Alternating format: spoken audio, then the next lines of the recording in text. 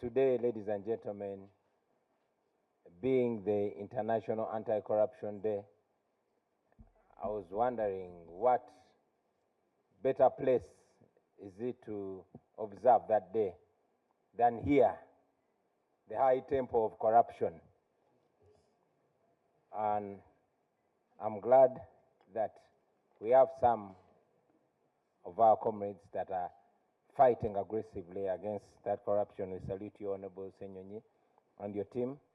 I won't give further comments on the International Anti-Corruption Day. Just tell your speaker that I've dedicated this day to her.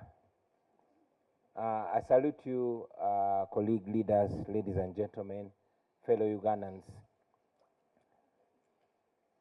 I want to thank you once again, Honorable Senyonyi, for hosting this very important engagement.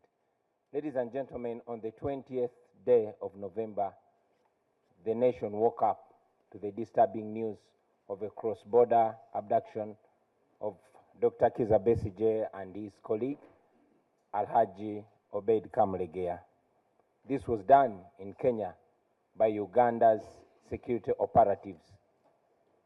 It was done in violation of their rights and in utter violation of international law.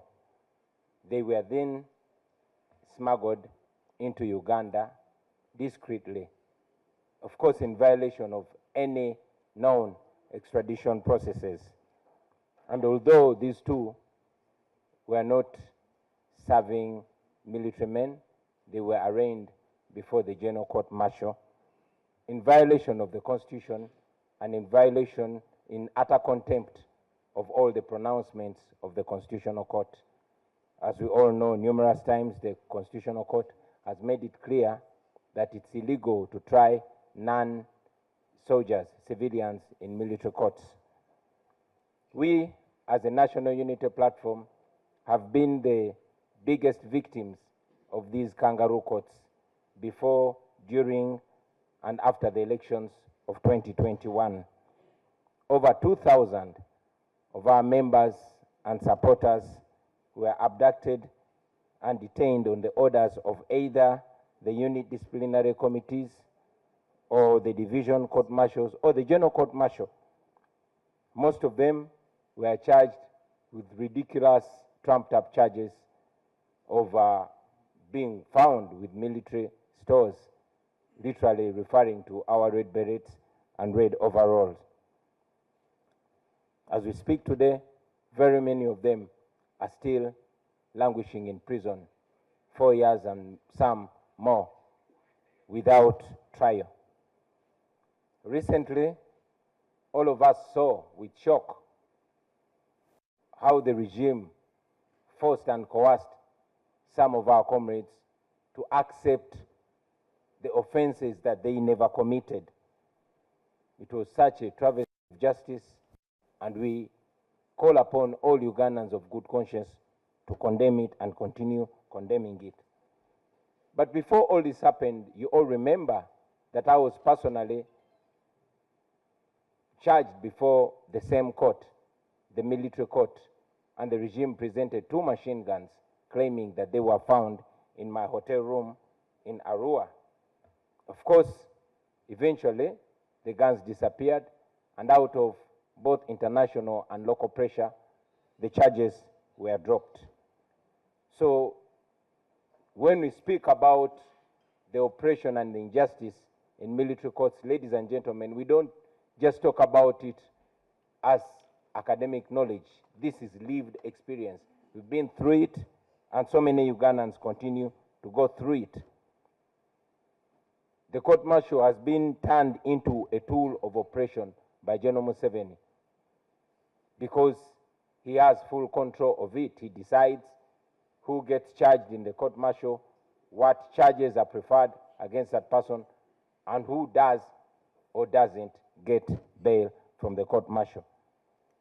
He uses it to punish and intimidate his opponents, and we condemn that. So here we come together knowing that Dr. Kizza Besigye and Haji Obed Kamulegeya cannot and will not get justice in that military court. We therefore jointly demand that Dr. Kizza Besigye's charges and Haji Obed Kamulegeya's charges be dropped, and if they can't be dropped, let them at least be charged in a civilian court, because they are civilians. We demand that those charges, those bogus charges, be dropped against them. And I mean, looking at common sense, even if Dr. Kizza Besigye and his colleague were found with guns in Kenya, how does that become a monopoly? How do those guns become a monopoly, or even the business of the Ugandan military?